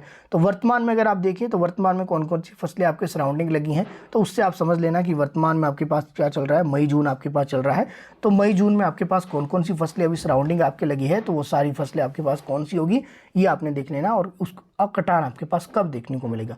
तो अगर आप रियल लाइफ से देखें तो वैसे क्वेश्चन आपके हो जाते हैं, रट्टा लगाने की आपको आवश्यकता नहीं होती है। निम्नलिखित में से कौन सा एक जीवाश्म ईंधन है, तो जीवाश्म ईंधन फॉसिल फ्यूल की बात की गई है। सोना आपके पास फ्यूल के रूप में कहाँ यूज होता है, सभी को पता है, गोल्ड आपके पास नहीं होगा। इसके अलावा आपके पास लोहा एसक नहीं होगा, चूना नहीं होगा, तो सीधे कोयला पर आपके आ जाइए। तो कोयला ऑप्शन जो डी था ये बिल्कुल सही है। यहाँ पर सोना, लोहा एसक, चूना, इनसे कोई मतलब आपको नहीं है। तो सीधा फॉसिल फ्यूल है तो फॉसिल फ्यूल को सीधे आप कॉल इसको लगा कर चलिए। साथ में आपने याद रखना, कोयले से कई बार ये भी प्रश्न बन जाते हैं कि कोयले में कौन सा कोयला सबसे उत्तम क्वालिटी का आपके कोयला माना जाता है। तो ऐसे कोयले से आपके पास उसकी उच्च गुणवत्ता वाले देख लेना। How many list of subjects are given in Indian constitution. तो भारतीय संविधान में जो है कितनी सूचियाँ आपकी दी गई है, और एक्चुअल में ये बात की गई 7 शेड्यूल की। 7 शेड्यूल में 3 सूचियाँ आपकी देखने को मिलती हैं। सभी को पता है राज्य सूची है, संघ सूची है और समवर्ती सूची है। या इस तरह से इसको कहे कि संघ सूची आप पहले कह लीजिए, फिर आप इसको कहेंगे आपके पास राज्य सूची और लास्ट में कहेंगे आपके पास समवर्ती सूची। ये 7 शेड्यूल में आपके पास तीनों आपके अंकित की गई है, तो इंपॉर्टेंट आपके पास रहेगा। साथ में आपको ये भी याद रखना, ये तीनों जो आपके पास लिस्ट है इनके कई बार ये पूछ लिया जाता है कि राज्य सूची में कितने विषय हैं या संघ सूची में कितने विषय हैं, ऐसे मानकर चलिए समवर्ती सूची में कितने विषय हैं और आपके पास जो संघ सूची है कितने विषय आपके पास हैं। एक चीज़ और याद रखनी, आपसे प्रश्न ये भी पूछ लिया जाता है कि आपके पास राज्य सूची से समवर्ती सूची में जो आपके पास 5 विषय 1976 में आपके पास ये जो ट्रांसफ़र किए गए, ये कौन से 5 विषय थे जो आपके पास पहले राज्य सूची में हुआ करते थे, बाद में इनको समवर्ती सूची में आपके ट्रांसफ़र किया गया। आगे आपके पास है what is the meaning of the tsunami Japanese. तो जापानी शब्द है सुनामी, इसका जो अर्थ आपके पास क्या होता है, इसका अर्थ होता है हार्बर वेव, यानी कि आपके पास बंदरगाह की लहरें, इसको अर्थ आपके पास देखने को मिलता है। तो ये चीज़ें आपके पास इस तरह से आप इसको लेकर चलेंगे। ज्वार लहरें कौन सी होती है, विनाशकारी लहरें कौन सी होती हैं, टिंडल वेव, किलर वेव कौन सी होती है, सेंचुरी वेव ये कौन सी होती है, एक बार गो थ्रू उसको जरूर कर लेना। मंगल पांडे वॉज द सिपाही of which of the following. Mangal Pandey निम्नलिखित में से किसके सिपाही थे। तो अगर आपसे प्रश्न पूछ लिया जाए तो फिर आपको पता होना चाहिए। हमने क्लास के अंदर भी किया है, 1857 रिवोल्ट से संबंधित थे। कहाँ से संबंधित है, 34 नेटिव इन्फेंट्री। तो 1857 की क्रांति में महत्वपूर्ण भूमिका निभाई थी मंगल पांडे ने, जिनका संबंध आपके पास 34 नेटिव इन्फेंट्री यानी कि 34वीं बंगाल नेटिव इन्फेंट्री के ये सिपाही आपके देखने को मिलते हैं। ये जो वर्ड आपके लगा है इन्फेंट्री, इन्फेंट्री जो आपके पास ये वर्ड है ये बड़ा इंपॉर्टेंट है। इन्फेंट्री हमेशा यूज़ किया जाता है जो पैदल चलने वाली जो टुकड़ी है या पैदल चलने वाले जो सैनिक है उनके लिए इन्फेंट्री आपके लगता है। बाकी और भी आपको चीज़ें याद रखनी है, ना केवल ये आपको ये याद रखना कि 34 नेटिव इन्फेंट्री है या इन्फेंट्री को आप याद कर चलिए कि इन्फेंट्री से था। तो जब भी इन्फेंट्री आएगा तो हम 1857 में आपके पास लगा लेंगे, पैदल चलने वाली टुकड़ी को इन्फेंट्री से आपके पास कहा जाता है, पैदल सैन्य जो टुकड़ी आपके पास होती है। आपको ये भी पता होना चाहिए मंगल पांडे को कब फांसी दी गई, कहाँ पर इसने जो है किस छावनी से इसका संबंध था, ये 4 चीज़ें आपको जो यहाँ पर पता होनी चाहिए। रॉयल गोरखा राइफल्स इनके बारे में पढ़ना होगा, देख लेना। बाकी सिख रेजिमेंट बाकी आवश्यकता मुझे नहीं लगती कि इनके बारे में आपको जो है डिटेल में पढ़ने की आवश्यकता है। दांडी मार्च आपके कब प्रारंभ हुआ था। दांडी मार्च की अगर मैं बात करूं, ना केवल इसका प्रारंभ बल्कि आपको ये भी पता होना चाहिए कि अंत इसका कब हुआ। तो 12 मार्च 1930 से दांडी यात्रा आपके शुरू होती है, जो कि आपके लास्ट में जाकर आपके पास जो है सविनय अवज्ञा आंदोलन का आपके रूप ले लेती है। जो नमक आपके पास कानून तोड़ा था वो इसी का अंतर्गत आपके देखने को मिलता है। तो इंपॉर्टेंट है। दांडी मार्च कब आरंभ हुआ था, 12 मार्च 1930 को, और कब तक ये यात्रा चली थी, कितने इसमें व्यक्ति थे, सारी चीज़ें, कितने व्यक्ति गांधी जी के साथ थे, कितने व्यक्ति गांधी जी के अतिरिक्त थे। क्वेश्चन आपसे पूछ रहा हूँ, क्यूरियोसिटी बनाए रखिए, जितने आते हैं ठीक है, सर्च करके देख लीजिए, इंपॉर्टेंट है। दांडी मार्च ही आपके पास परिणाम बना सविनय अवज्ञा आंदोलन का। और सविनय अवज्ञा आंदोलन कब ये शुरू हुआ था ये आपको पता होना चाहिए, नमक कानून तोड़ने के साथ। इंडियन नेशनल मूवमेंट के अलग से वीडियो उसमें जाकर देख लेना। लगातार कितने वर्षों तक देश से बाहर रहने पर भारत की नागरिकता समाप्त हो जाती है। सिटीजन जो आपके पास अमेंडमेंट एक्ट है, बिल है, वो भी आपके पास हाल ही में देखने को मिला, उसमें अमेंडमेंट हुआ था, पता होना चाहिए। साथ में ये पता होना चाहिए कि आपके पास किस भाग के अंदर किस पार्ट में सिटीजन की बात की गई है, कितने से कितने वर्ष के अंदर आपके पास जो है नागरिकता आपको अर्जित की जा सकती है, कितनी तरह से नागरिकता अर्जित की जाती है, कितनी तरह से नागरिकता समाप्त होती है। तो नागरिकता समाप्त यहाँ पर होती है, इनमें से कोई नहीं। आप देश से बाहर जितने मर्जी साल रहिए आपकी नागरिकता समाप्त नहीं होगी। तो आपने क्या याद रखना है, और आपने याद रखना है नागरिकता अर्जित करने के कितने तरीके हैं, और नागरिकता जो आपकी समाप्त जो हो सकती है, किन किन कारणों से आपकी नागरिकता जा सकती है, उनके बारे में एक बार जरूर देख लेना। किस भाग में आते हैं नागरिकता और किस आर्टिकल के अंतर्गत जो है नागरिकता का उल्लेख आपके देखने को मिलता है। तो नागरिकता से ये सारे प्रश्न आपके पास आपके माइंड में आने चाहिए, और इन प्रश्नों को आप जो है हल भी करेंगे तो डेफिनेटली यहाँ से अगला प्रश्न निकल कर आ जाएगा। 15 अगस्त 1947 को भारतीय राष्ट्रीय कांग्रेस के अध्यक्ष कौन थे। बहुत बढ़िया प्रश्न आपके पास है। अब 15 अगस्त 1947 की बात की गई है, यानी कि जब भारत आपके पास लगभग आज़ाद हो रहा था, तो उससे पहले आपके पास भारतीय राष्ट्रीय कांग्रेस की एक मीटिंग हुई थी 1946 में। 1946 में जो अध्यक्ष थे 1947 में भारत आज़ाद के समय भी वही अध्यक्ष रहेंगे। तो यहाँ पर आपके पास इंडियन नेशनल कांग्रेस की जो अध्यक्षता कर रहे थे 1946 में, वो 1947 के समय भी वही अध्यक्ष के तौर पर आपके कार्य कर रहे थे। तो आपके पास ये याद रखना, भारतीय राष्ट्रीय कांग्रेस पहले आपके पास एक संघ के रूप में थी, इसकी बैठकें आपकी हुआ करती थी, हर साल एक बैठक होती थी और उस बैठक की कुछ एक महत्वपूर्ण विशेषताएं आपके देखने को। पहली बैठक कब हुई, इंपॉर्टेंट है, याद रखना। दूसरी बैठक कब हुई, या पहली बैठक अंतिम याद रख लीजिए, अंतिम 1946 में हुई थी। उस समय जो आपके पास अध्यक्ष थे भारतीय राष्ट्रीय कांग्रेस के, वो जेपी कृपलानी थे। यानी कि हम कह सकते हैं कि भारतीय राष्ट्रीय कांग्रेस के जो अध्यक्ष थे 1947 में, वो जेपी कृपलानी आपके पास देखने को मिलते हैं। तो बड़ा महत्वपूर्ण आपके ये प्रश्न हो जाता है। राजेंद्र प्रसाद ऑप्शन में है क्या, इसके बारे में देख सकते हैं। राजेंद्र प्रसाद भारतीय संविधान के जो है स्थायी अध्यक्ष के तौर पर आपके चुने गए 11 दिसंबर 1946 की अगर हम बात करें तो इनको आपके पास स्थायी अध्यक्ष के तौर पर चुना गया। यहाँ पर 11 दिसंबर को जो है ये स्थायी अध्यक्ष चुने गए। इससे पहले अस्थायी के रूप में देखने को मिलते हैं। 9 से लेकर आपके पास 11 दिसंबर तक अस्थायी अध्यक्ष सच्चिदानंद जो सिन्हा है उनको आपके चुना गया था। तो ये भी प्रश्न पूछा जाता है कि संविधान सभा के अध्यक्ष कौन थे, तो डॉक्टर राजेंद्र प्रसाद। पंडित जवाहरलाल नेहरू के बारे में भी छोटे छोटे पॉइंट आपको पता होना चाहिए। अगर हम देखें तो भारत के जो अंतरिम प्रधानमंत्री के रूप में देखने को मिलते हैं। इसके अलावा पंडित जवाहरलाल नेहरू ने आपके पास चाइना के साथ एक पंचशील आपके पास किया था 1954 में, वो भी बड़ा इंपॉर्टेंट है। हालांकि इसकी आलोचना की जाती है, विदेश नीति की असफलता का कारण आपके पास इसको माना जाता है पंचशील को, जो बाद में चीन ने आक्रमण कर दिया। इसके अलावा पंडित जवाहरलाल नेहरू का और भी संबंध है, जैसे कि आपके पास गुट निरपेक्षता से संबंधित है। गुट निरपेक्षता की अगर हम बात करें 1961 में जो आपके पास सम्मेलन हुआ था, उसमें कहीं ना कहीं जो पंडित जवाहरलाल नेहरू ने भी अपनी महत्वपूर्ण भूमिका निभाई थी। तो उस करके पंडित जवाहरलाल नेहरू भी अपने आप में बहुत ज़्यादा इंपॉर्टेंट है। जब भी पूछा जाए गुट निरपेक्षता के बारे में, तो गुट निरपेक्षता का मतलब क्या था, किसी भी गुट में शामिल नहीं होना। ये 1961 में आपके पास महत्वपूर्ण भूमिका के तौर पर आपके पास पंडित जवाहरलाल नेहरू ने इसमें जो है अपने जो है योगदान आपके दिया था। तो इस कारण पंडित जवाहरलाल नेहरू भी आपके पास इंपॉर्टेंट हो जाते हैं। जेपी कृपलानी हमने कर लिया है। फिर अगर सीधे चले आपके पास सरदार पटेल, तो सरदार पटेल के बारे में, इनकी जो है स्टेचू ऑफ यूनिटी आपके पास है, कहाँ पर है, किस नदी के किनारे है, किस बांध का दृश्य वहाँ से दिखता है, कितनी इसमें लागत आई, कितना इसमें खर्च आया। सरदार पटेल आपके पास जो है क्यों और इम्पॉर्टेंट है, इनके द्वारा किस इंडियन नेशनल कांग्रेस की अध्यक्षता की गई, ये सारे प्रश्न आपके पहले एग्जाम में आए हैं। आपको मैं बता रहा हूँ इस पेपर को सॉल्व करके कि यहाँ से प्रश्न कैसे बन सकते हैं। क्वेश्चन आपके पास माइंड में आ जाए कि हाँ यहाँ से प्रश्न इस तरह से बन सकते हैं। क्वेश्चन आपको मैं बता रहा हूँ। नेक्स्ट आपके पास भारत का जो है कौन सा जो है संविधान का संरक्षण आपके माना जाता है, यानी कि भारतीय संविधान का जो है इसमें से कौन सा संरक्षक आपके माना जाता है। तो निस्संदेह संविधान की रक्षा करने का वैसे तो कहीं पे उल्लेख नहीं किया गया है, लेकिन अगर इसके हनन किया जाता है, संविधान का गलत किया जाता है, तो आपके पास सुप्रीम कोर्ट द्वारा इसका जो है संरक्षण प्राप्त है।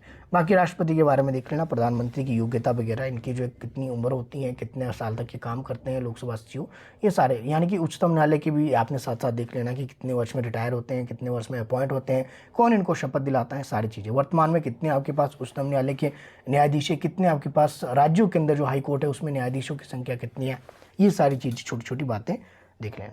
लोकसभा अध्यक्ष अपना त्यागपत्र कैसे सौंपता है, तो मुझे नहीं लगता कि किसी को बताने की आवश्यकता है। लोकसभा अध्यक्ष जो अपना त्यागपत्र किसे सौंपेगा, डेफिनेटली आपको पता है अध्यक्ष अपना त्यागपत्र उपाध्यक्ष को ही देता है। तो इंपॉर्टेंट है, ये आपने याद रखना। इसके अलावा बाकी अध्यक्ष तो आपको पता ही है, अध्यक्ष आपके पास जो क्या क्या शक्तियाँ होती हैं अध्यक्ष के बारे में वो देख लेना। प्रधानमंत्री के पास कौन कौन सी शक्तियाँ होती हैं, विधि मंत्री आपके पास, जो लॉ मिनिस्टर आपके पास होता है। अच्छा, राज्य का सर्वोच्च कानून अधिकारी, ये भी देख लेना आपने, ठीक है। तो यहाँ से प्रश्न बनते हैं। उपाध्यक्ष हमने देख लिया, लोकसभा का त्यागपत्र जो अध्यक्ष देगा, किसको त्यागपत्र देगा, उपाध्यक्ष को आपके पास देगा। अगर उपाध्यक्ष नहीं होगा तो जो उसमें सीनियर आपके पास होगा उसको आपके पास देता है।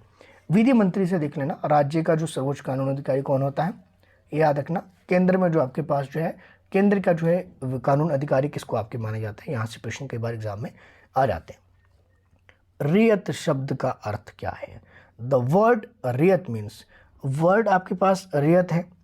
जब भी आपके रियत वर्ड आया तो याद रखना जो किसान है, किसान से इसको लिया गया है। तो यानी किसान जब खेत में जाता है तो रेत धूल मिट्टी उसके पैरों में लग जाती है, तो इसको फार्मर से लिया गया है। तो सीधे तौर पर इसको रट लेना। रियत शब्द का अर्थ होता है एक किसान, अब फार्मर।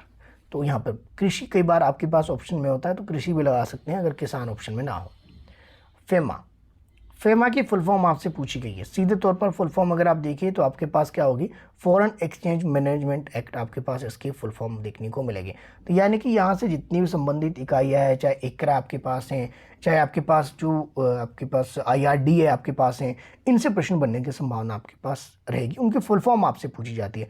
IRD है, insurance regulatory department of India, इस तरह से आपके पास है। इकरा आपके पास हो गया, क्रिस्टल आपके पास हो गया, इनकी आपके पास फिर जो आपके पास फुल फॉर्म्स आपकी पूछी जा सकती हैं। हो सकता है क्रिस्टल के बारे में आपने नहीं सुना हो, इसके बारे में पढ़ लेना। इकरा के बारे में नहीं सुना हो, इनकी फुल फॉर्म आपसे पूछी जा सकती हैं।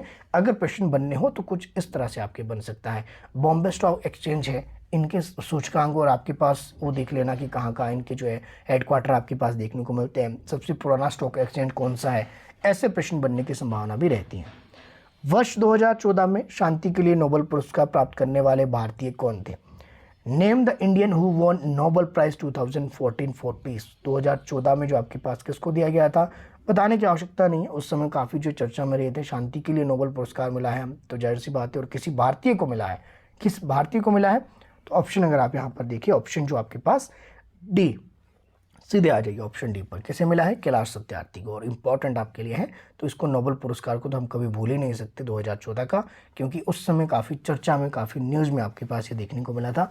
तो ये आपके लिए बड़ा महत्वपूर्ण आपके हो जाता है। नोबेल पुरस्कार किसकी याद में दिया जाता है, पता होना चाहिए। चलो 2014 का तो हमने देख ही लिया, भारतीय कौन थे, कैलाश सत्यार्थी थे। लेकिन ये किसकी याद में दिया जाता है, कहाँ पर दिए जाते हैं शांति के, ये भी पता होना चाहिए। अगला प्रश्न, ब्रिटिश शासन के दौरान भारत में वॉयसरॉय के रूप में कार्यरत थी। ये भी प्रश्न बड़ा जो है उलझा हुआ सा आपके पास है। अब यहाँ पर देखें तो आपके पास हेस्टिंग भी आप छोड़कर चलिए, लॉर्ड डलहौजी हमने देख लिया 1853, जब पहली ट्रेन आपके भारत में चली थी 1853-54 में, डलहौजी के समय की बात है। तो उस समय आपके ये गवर्नर जनरल हुआ करते थे। तो रिपन की अगर आप देखें तो रिपन 88 के आसपास जो है इनके द्वारा जो है एक इल्बर्ट बिल विवाद भी इनके समय देखने को मिला था। तो ये सारी चीज़ें रिपन के समय देखने को मिली। तो रिपन यहाँ पर आपके पास वॉयसरॉय के रूप में है, क्योंकि 1858 के बाद जो हो गए वो वॉयसरॉय हो गए। तो रिपन भी आपके ठीक है। माउंटबेटन 1947 से पहले वॉयसरॉय थे, माउंटबेटन 1947 के बाद भारत के गवर्नर जनरल आपके बने। तो उस हिसाब से रिपन एक को लेकर चलते हैं, दूसरे आपके पास लॉर्ड माउंटबेटन को लेकर चलते हैं। तो दोनों इस हिसाब से तो आपके पास वॉयसरॉय के रूप में कार्यरत ये दोनों थे।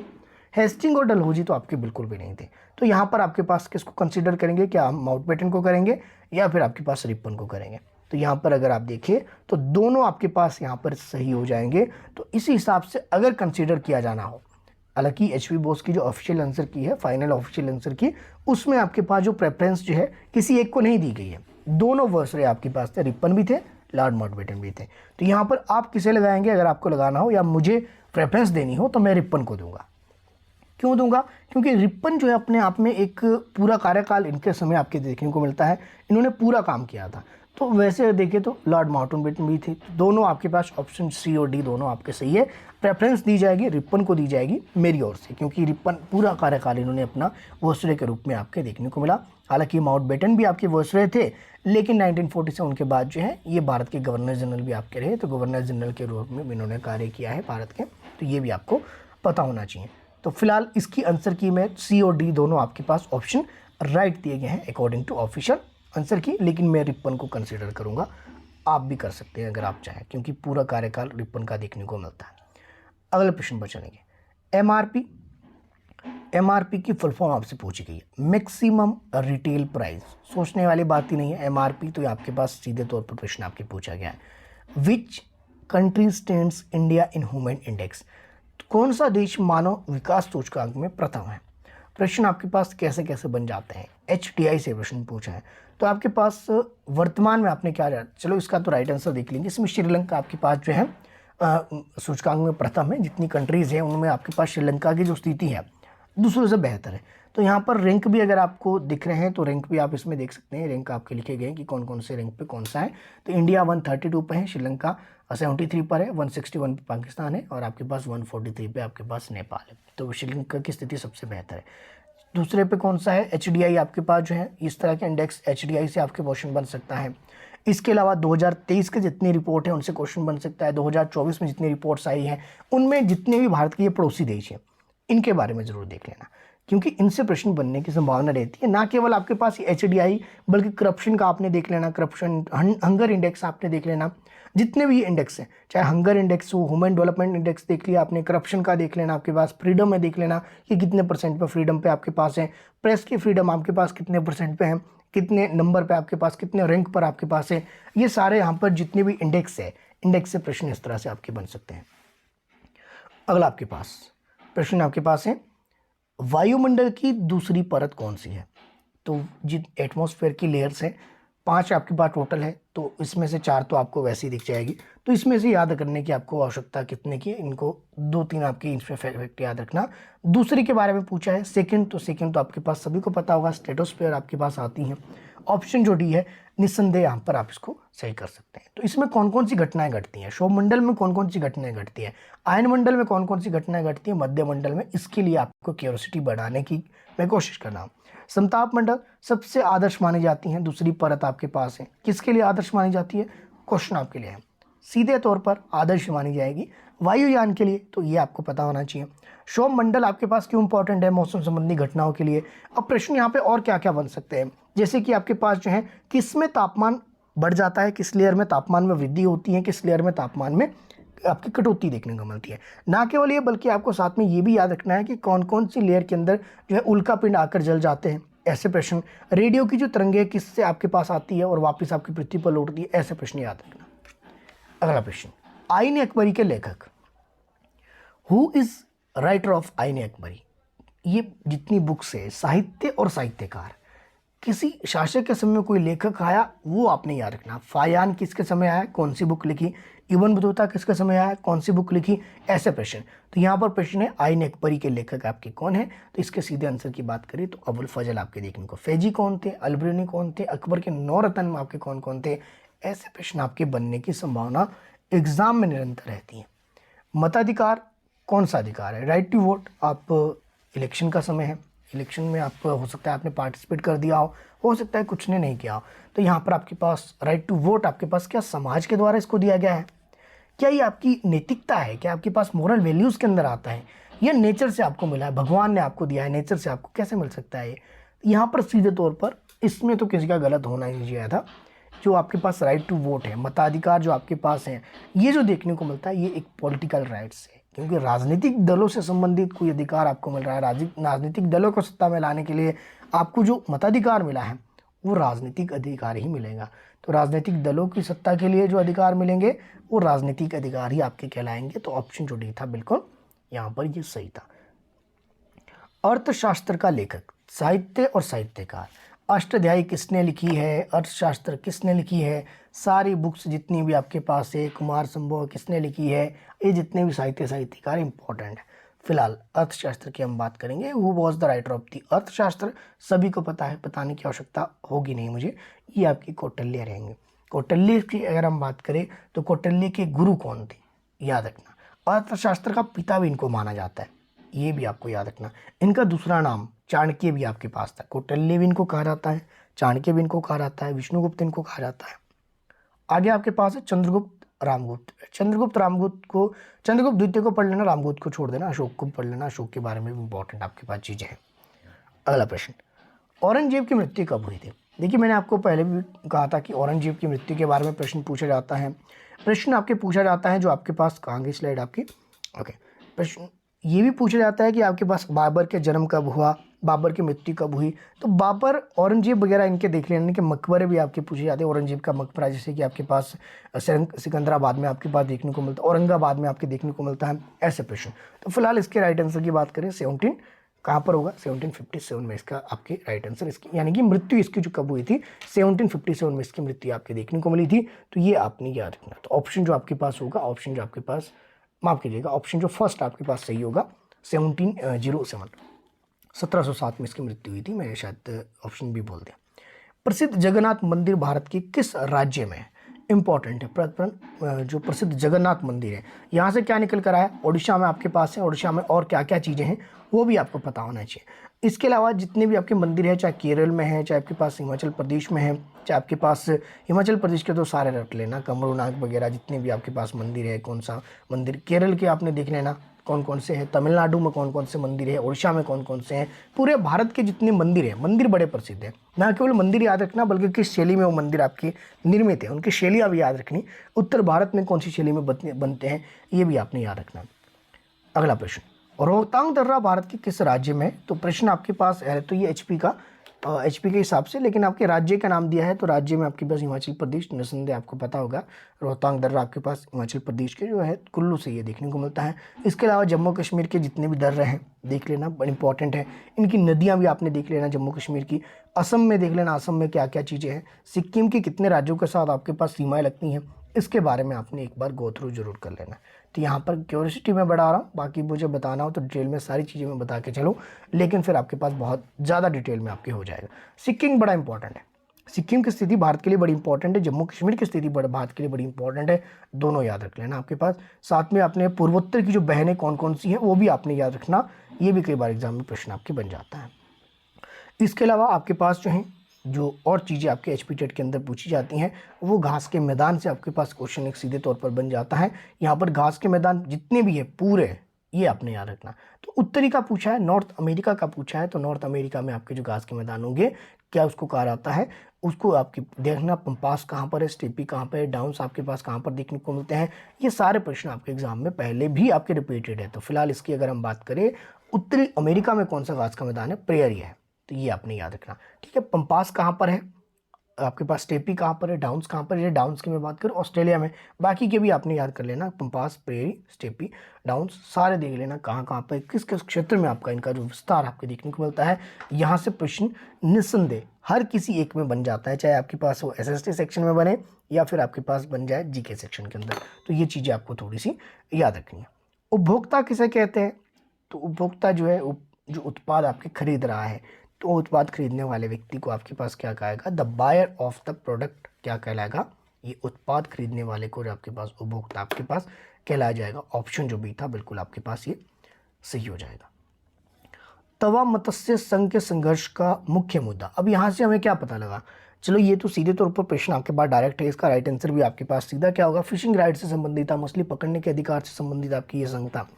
यहाँ पे आपको समझ के आनी चाहिए बात, जितने भी आदिवासी विद्रोह हुए हैं उनको देख लेना, जैसे कि मुंडा विद्रोह वगैरह आपके पास हुए हैं, जितने किसान विद्रोह हुए हैं, दो तरह से विद्रोह को आपने याद रखना। जितने भी संघर्ष आपके रहे हैं वो आपके पास प्राचीन काल में जो संघर्ष थे दो तरह के थे, किसान संघर्ष थे जो किसानों ने आंदोलन किया, दूसरे आदिवासियों के, उन्होंने अपने राइट्स के लिए आपके पास जो है काम किया है, अपने राइट्स के लिए उन्होंने जो बातचीत की है, अपने राइट्स के लिए उन्होंने अपने जो है अधिकारों के लिए जो उन्होंने अपने विद्रोह आपके किए हैं, तो उस करके ये इंपॉर्टेंट हो जाते हैं। शेरशाह सूरी की अगर मैं बात करूँ, जो हुमायूं के बाद शेरशाह सूरी आता है, तो ये बीच में ही आपके पास आ टपका था। इसका मकबरा आपके पूछा जाता है सासाराम में है। इसका जो वास्तविक नाम, प्रारंभिक नाम फरीद इसको कहा जाता था, बाद में इसने जो है अपना नाम शेरशाह सूरी इसने जो है रखा, बाद में शेरशाह सूरी के नाम से ये प्रसिद्ध हुआ। इसका मकबरा पूछा जाता है और इसके द्वारा कौन सा युद्ध आपके लड़ा गया था, हुमायूं के साथ, जिसके बाद जो है हुमायूं की गद्दी से इसको छीन कर आपके पास ये पहुंच गया। बाबर के बाद हुमायूं आया, हुमायूं के बाद आपके पास शेरशाह सूरी आया, बाद में आपके पास वापस हुमायूं गद्दी पर बैठता है, उसके बाद आपके पास फिर तो आपके आगे शासक आपके मुगल शासक कंटिन्यू चले रहे। तो शेरशाह सूरी भी अपने आप में उतने इंपॉर्टेंट है जितने कि बाकी के मुगल शासक, क्योंकि मुगलों के बीच में आपके पास इसने अपना शासनकाल जमाया था, उस कारण आपके ये प्रसिद्ध है। तो इसका मकबरा भी उसी कारण आपके पास देखने को मिलता। तो शेरशाह सूरी का मकबरा याद रखना। बीरबल क्यों इंपॉर्टेंट था, ऑप्शन बाकी के देख लीजिए, हुसैन क्यों इंपॉर्टेंट था, मिर्जा गालिब क्यों, बाकी के छोड़ देना, बीरबल के बारे में देख लेना। दीन इलाही को स्वीकार करने वाले एकमात्र हिंदू राजा था, अकबर के 9 रत्नों में से एक व्यक्ति था। विश्व में आर्थिक मंदी कब आई थी, तो ये तो डायरेक्ट क्वेश्चन है, इसको तो रटने की आवश्यकता है सीधे पर। 1929 में वैश्विक तौर पर आर्थिक मंदी देखने को मिली। बाकी का ऑप्शन देख लीजिए, 1923 आपके पास है, 1930 आपके पास है, 1932 आपके पास है। 1923 में एक पार्टी आपके देखने को मिली, कौन सी पार्टी थी। 1930 में एक आपके मूवमेंट आपके चला था, इंडियन नेशनल मूवमेंट के अंदर, कौन सा आपके पास एक। 1932 में जो आपके पास एक गोलमेज सम्मेलन हुआ था, कौन सा गोलमेज सम्मेलन 1932 में हुआ था। क्यूरियोसिटी बढ़ाइए, अगर ये चीज़ें आपको आती हैं तो बहुत अच्छी बात है, नहीं आती हैं तो सर्च कर लीजिए, लिख लीजिए और आप पे इसको फाइंड आउट कीजिए। यहाँ से डेफिनेटली 10 से 15 क्वेश्चन बनेंगे। संपूर्ण क्रांति का आह्वान, who called the total revolution. ये संपूर्ण क्रांति का सीधे तौर पर डायरेक्ट क्वेश्चन है। टोटल रिवॉल्यूशन की जो बात करते हैं ये जयप्रकाश नारायण आपके करते हैं, तो जयप्रकाश नारायण इसका हो गया आपके पास सीधा। लेकिन आपको एक चीज़ और याद रखनी है, जिस तरह से संपूर्ण क्रांति है उसी जिस तरह से टोटल रेवोल्यूशन है उसी तरह से सप्त क्रांति भी आपकी बड़ी इंपॉर्टेंट है। तो सप्त क्रांति भी कई बार एग्जाम में पूछ जाता है, संपूर्ण क्रांति और सप्त क्रांति दोनों आपके ये इंपॉर्टेंट फैक्ट है, दोनों को आप इसको साथ में याद करके चलिएगा। इसके अलावा आपके पास मदन मोहन मालदीव के बारे में देख लेना, स्वामी विवेकानंद के बारे में देख लेना, ये सारे इंपॉर्टेंट है। यहाँ बाबा आमटे के बारे में एक एक इंपॉर्टेंट फैक्ट, कोई भी आपने एक एक चीज़ याद रखनी है। जब भी आप ऑप्शन देखो उन ऑप्शन से जो एक एक आपके पास चीज़ें याद करके चलिएगा, एक एक क्वेश्चन आपके बनकर चलते आते। पंडित नेहरू का राजनीतिक उत्तराधिकारी, सीधे तौर पर डायरेक्ट क्वेश्चन था, बताने की आवश्यकता नहीं है। पंडित जवाहरलाल नेहरू के बाद कौन आपके देखने को मिलते हैं, लाल बहादुर शास्त्री, तो राजनीतिक अधिकारी देखने को। फिर आपके पास इंदिरा गांधी आपके पास हुई, फिर राजीव गांधी, ये तो फिर आपके पास एक सीक्वेंस इनका चला रहेगा। तो फिलहाल यहाँ पर डायरेक्ट आंसर जो बनेगा पंडित जवाहरलाल नेहरू के राजनीतिक उत्तराधिकारी, ये आपके पास लाल बहादुर शास्त्री आपके देखने को मिलेगा। ऑप्शन फर्स्ट बिल्कुल आपके सही हो जाएगा। तो राजनीति से संबंधित भी प्रश्न बनते हैं, पहले कौन बने, दूसरे कौन बने, किसने क्या क्या काम किए, ये क्वेश्चन कई बार पूछ लिए जाते हैं। नानावती आयोग, यहाँ से क्या आपने देखा, नानावती आयोग जो आपके पास नहीं, ये जितने भी आयोग आपके बनेंगे वो किसी एक कमेटी से संबंधित है, किसी के समाधान के लिए आपके बनेंगे। तो सिख विरोधी जो दंगे हुए थे इसका जो आपके पास मूल्यांकन किया या इसकी जो रिपोर्ट सबमिट की है नानावती आयोग के द्वारा आपकी गई। यानी कि आयोग जितने भी आपके बनेंगे वो सारे इंपॉर्टेंट है। जैसे कि आपके पास पंचायत से संबंधित अशोक मेहता कमेटी आपकी बनी थी, बलवंत राय मेहता कमेटी आपकी बनी थी, ये क्या है, ये भी तो आयोग ही है। स्थानीय स्वशासन की जो बात करते हैं, किसने आपके पास 3 टायर सिस्टम दिया है, त्रिस्तरीय पंचायती की बात की है, किसने आपके पास द्विस्तरीय की बात की, किसने 4 आपके पास 4 टायर सिस्टम की बात की है। वर्तमान में कहाँ पर आपके पास 3 टायर सिस्टम है, जैसे हिमाचल में आपके पास है, कौन सा आपके पास जो है स्थानीय स्वशासन का कितने त्रिस्तरीय व्यवस्था आपके पास है, ऐसे प्रश्न। प्रथम चौथा आपके पास आम चुनाव देखिए तो आपके पास कब हुआ था, उसके लिए पहला आपको देखना पड़ेगा 1951-52 में पहला हुआ था, तो उसके अकॉर्डिंग आप इसको लॉजिकली आप लगा सकते हैं। और 5 साल में आप चुनाव होते हैं, तो आपके पास चौथा जो आम चुनाव 1967 में, तो इसमें तो आपको कोई ज़्यादा रट्टा लगाने की आवश्यकता आपको है ही नहीं। अगला प्रश्न, मोनाजाइट रेत में निम्नलिखित में से कौन सा खनिज आपके पाया जाता है। ऐसे क्वेश्चन आप कवर नहीं कर सकते, तो इसके लिए जनरल साइंस का टॉपिक आपने देख लेना, आविष्कार वगैरह आपने देख लेना। फिलहाल इसके आंसर की अगर हम बात करें तो आपके मोनाजाइट जो रेत है, निम्नलिखित में से कौन सा खनिज इसमें पाया जाता है, तो इसमें आपके थोरियम पाया जाता है। तो ऑप्शन जो आपके पास जो फर्स्ट था बिल्कुल आपके ठीक था। लेकिन जनरल साइंस का आपने जो टॉपिक है वो जनरल साइंस वाला देख लेना, कितने आपके पास जो है आविष्कार वगैरह किए हैं, कोयला का कितनी % मात्रा सबसे अच्छी पाई जाती है, खनिज तेल कहाँ पे पाया जाता है, अब्रक किसके लिए आपके पास इंपॉर्टेंट है, ये छोटी छोटी चीज़ें। तो कोयले का तो मैंने पहले भी आपको बता दिया, इसको देख लेना। बाकी अब्रक और खनिज इसको आपके नए हो सकते हैं, इनको देख लेना एक बार। निम्नलिखित में से कौन सा वेद सबसे पुराना है, ऋग्वेद है। कोई आपके पास है ही नहीं किसी के पास, मुझे नहीं लगता कि कुछ असमंजस में होगा कौन सा वेद सबसे पुराना है, ऋग्वेद आपके पास है। कितने इसमें मंडल थे ये आपको पता होना चाहिए, कितने इसमें मंडल देखने को मिलते हैं, कितने आपके पास जो है इसमें गायत्री मंत्र आपके पास किस मंडल के अंदर आपके देखने को मिलता है, कौन सा आपके पास मंडल किसको समर्पित है, बाकी के भी आपके सारे देख लेना जितने भी वेद हैं। भारत में सबसे लंबी रात किस तारीख को होती है, तो ये आपके पास सबसे लंबी जो रात होगी वो आपके देखने को मिलेगी।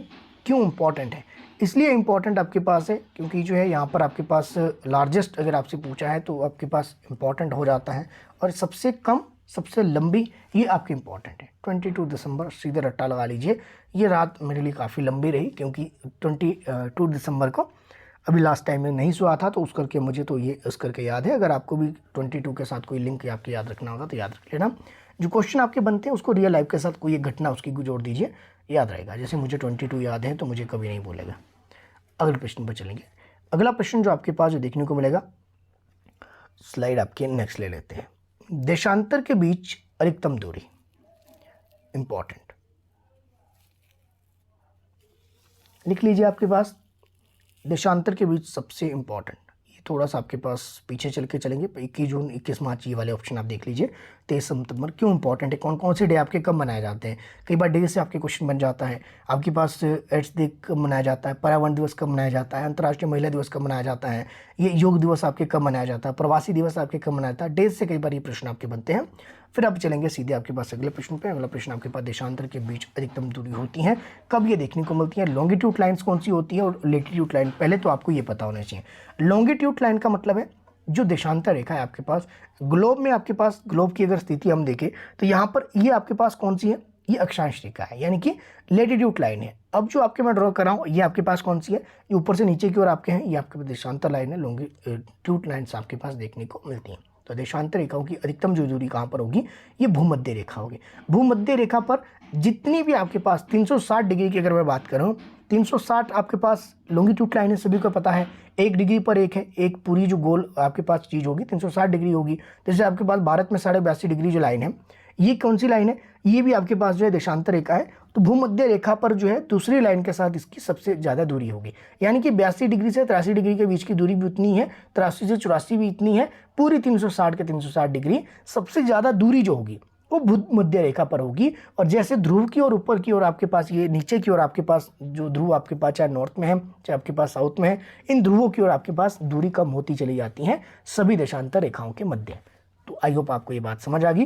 बाकी प्लेलिस्ट में अलग से एक वीडियो है, उसको जाकर आपने देख लेना। फिलहाल यहाँ पर आपके पास ऑप्शन जो सही होगा कौन सा होगा, भूमध्य रेखा पर देशांतर के बीच की जो अधिकतम दूरी आपके पास जो देखने को मिलेगी, ये कहाँ पर देखने को मिलेगी, ये देखने को मिलेगी आपके पास भूमध्य रेखा। तो ऑप्शन बी बिल्कुल आपके पास यहाँ पर सही होगा। सबसे ज़्यादा टाइम जोन कहाँ पर है, वैसे तो आपके पास एचपी बॉस ने इसको निगलेक्ट किया है, क्वेश्चन को ही कैंसिल कर दिया और इसका सभी को जो ग्रेस मार्क्स आपके दिया था, लेकिन इसमें मेरे हिसाब से तो ऑप्शन डी होना था। क्योंकि अगर आप देखें तो फ्रांस जो आपके पास क्या है, फ्रांस इसमें जो आपके पास क्लेम करता है, तो जिसमें आपके पास ग्रेस मार्क मिलेगा उसको जो है XX करके आपके पास दर्शाया जाता है आंसर की के अंदर, जो फाइनल आंसर की है उसमें इसको जो है ग्रेस मार्क्स सभी को आपके जोड़ा है। तो यहाँ पर अगर आप देखें तो यहाँ पर मेरे हिसाब से ऑप्शन डी बिल्कुल सही था। क्यों, क्योंकि अगर आपके पास ऑप्शन डी दिया है और ऑप्शन डी में कोई एक ऐसा देश आपके जो है वो कह रहा है कि आपके पास सबसे ज़्यादा टाइम जोन उसके क्लेम कर रहा है फ्रांस, तो मेरे ख्याल से तो मुझे बाकी के ऑप्शन को अन्याय हो जाएगा। अगर आपके पास इनमें से कोई नहीं होता या कोई और ऑप्शन होता फिर इसको काटना सही होता। तो ऑप्शन डी मेरे हिसाब से फ्रांस सही था।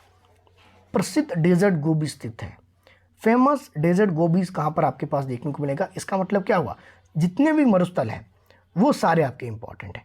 मरुस्थल में आपके पास चाहे थार मरुस्थल की मैं बात करूँ, चाहे मैं सहारा मरुस्थल की मैं बात करूँ, चाहे आपके गोबी मरुस्थल की मैं बात करूँ, सारे अपने आप में महत्वपूर्ण हैं। तो जितने भी महत्वपूर्ण है, किसी एक जो है चीज़ के लिए महत्वपूर्ण है, वो आपको याद रखना चाहिए। तो डेजर्ट आपके कहाँ पर आ गया, मंगोलिया में देखने को मिलता है।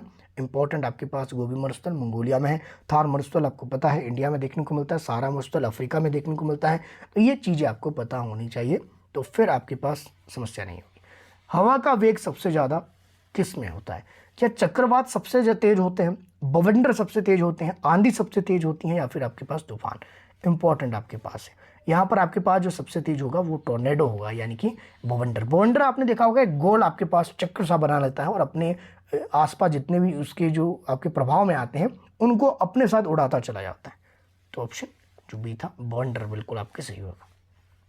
प्रशांत महासागर की सबसे गहरी खाई, प्रशांत महासागर की कौन सी खाई स्थित है, ये कह लीजिए, या सबसे गहरी खाई आपके पास किस में देखने को मिलती है, प्रशांत महासागर में देखने को मिलते हैं। मेरियाना ट्रेंच के नाम से इसको जाना जाता है। तो जितने भी आपके पास ये खाई वगैरह आपकी देख लेना, कौन से आपके पास लेक वगैरह है ये भी देख लेना। जैसे लेक का तो यहीं पे क्वेश्चन बन गया, डीपेस्ट लेक आपके पास कौन सी देखने को मिलती है, ये आपके पास बेकार लेक देखने को मिलती है, रशिया में आपके पास है।